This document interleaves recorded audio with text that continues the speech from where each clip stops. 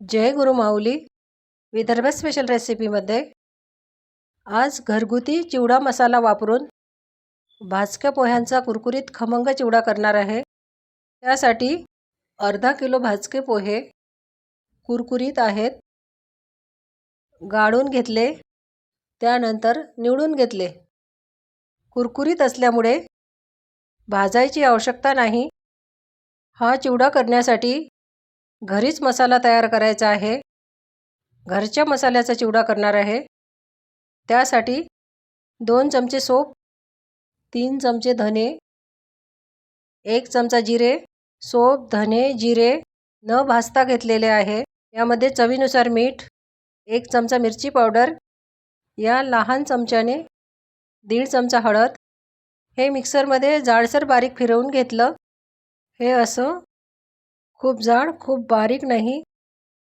चिवडा करण्यासाठी लागणारं साहित्य: 1 मोठी वाटी मक्याचे पोहे, 1 वाटी दालवा, 1 वाटी सुक्या खोबऱ्याचे काप, थोडासा हिंग, आमचूर पावडर, 15 ते 20 कट केलेली हिरवी मिरची, 1 वाटी भरून कढीपत्ता, 1 वाटी शेंगदाणे, चवीनुसार काळं मीठ, 20-22 लसूण कड्या, चवीनुसार पिठी साखर.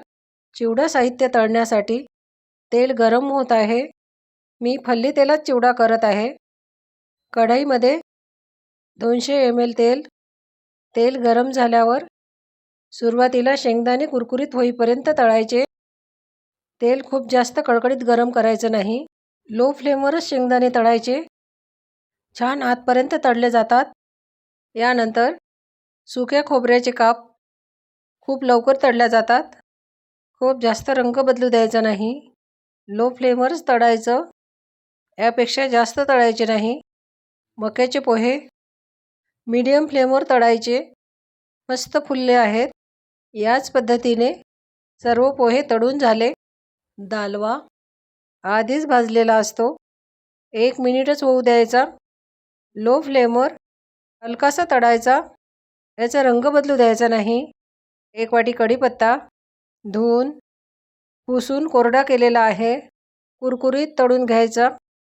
यामध्ये पाण्याचा अंश राहायला नको. असा छान कुरकुरीत होईपर्यंत तळायचा. यानंतर लसूण मी पोळपाटावर लाटण्याने थोडासा बारीक करून घेतला. 2 ते 3 मिनिट लागतात. असा कुरकुरीत होऊ द्यायचा. लो फ्लेमवर तळायचा. हलकासा रंग बदललेला आहे.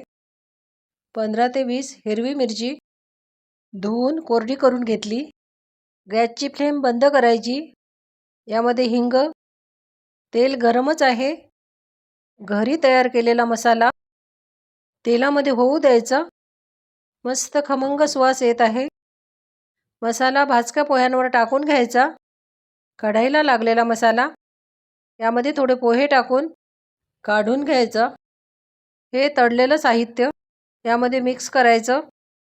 अशा सोप्या रेसिपी बघण्यासाठी सबस्क्राईब केले नसेल तर प्लीज सबस्क्राईब करा. रेसिपी लाईक करा. हे सर्व मिक्स करून घ्यायचं. खूप छान सुवास येत आहे. असं एकसारखं तळापासून मिक्स करायचं. सर्व साहित्य मिक्स झाल्यावर चिवडा चटपटीत खमंग होण्यासाठी यामध्ये तळलेला लसूण, 1 लहान चमचा काळं मीठ, 1 मोठा चमचा आमचूर पावडर, 1 चमचा पिठी साखर, काळं मीठ, पिठी साखर, आमचूर पावडर.